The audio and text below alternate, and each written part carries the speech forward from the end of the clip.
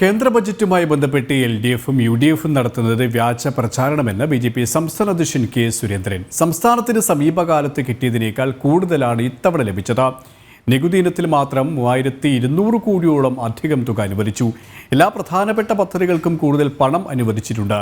കേരളത്തെ അവഗണിച്ചു എന്ന പ്രചാരണത്തിൽ തുറന്ന സംവാദത്തിന് LDFും UDF മുന്നണികളെ വെല്ലുവിളിക്കുന്നതായും കെ സുരേന്ദ്രൻ കോഴിക്കോട്ട് വാർത്താസമ്മേളനത്തിൽ പറഞ്ഞു.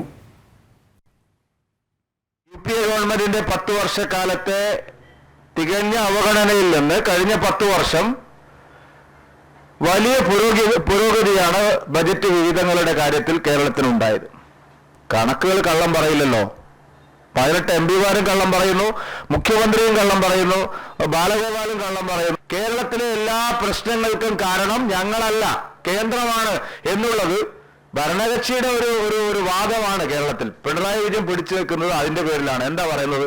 ഞങ്ങൾക്ക് ഒരു കുഴപ്പമില്ല, ഞങ്ങളൊന്നും ചെയ്യുന്നില്ല, ഞങ്ങൾ കാരണമല്ല ഇവിടുത്തെ പ്രതിസന്ധി ഉണ്ടായിരിക്കുന്നത്, ഇവിടെ കടക്കണി വർദ്ധിച്ചിരിക്കുന്നത്, ഇവിടെ സാമ്പത്തിക പ്രതിസന്ധി ഉണ്ടായിരിക്കുന്നത്, ഇവിടെ ഭരണസ്തംഭനം ഉണ്ടായിരിക്കുന്നത്, ഇവിടെ പെൻഷൻ കൊടുക്കാൻ പറ്റാത്ത സാഹചര്യം വന്നത്, KSRTC പൂട്ടിപ്പോകുന്നത്, ഇതിനെല്ലാം കാരണം ഞങ്ങളല്ല, മോദിയാണ്. മിസ്റ്റർ VD സതീശൻ, താങ്കളുടെ തലയിൽ കളിമണ്ണാണോ അതല്ല മറ്റെന്തെങ്കിലും ആണോ? നോക്ക്, എന്തുകൊണ്ടാണ് ലോക്സഭയിലേക്ക് UDF ജയിക്കുമ്പോഴും നിയമസഭാ തെരഞ്ഞെടുപ്പ് വരുമ്പോൾ LDF ജയിക്കുന്നത്?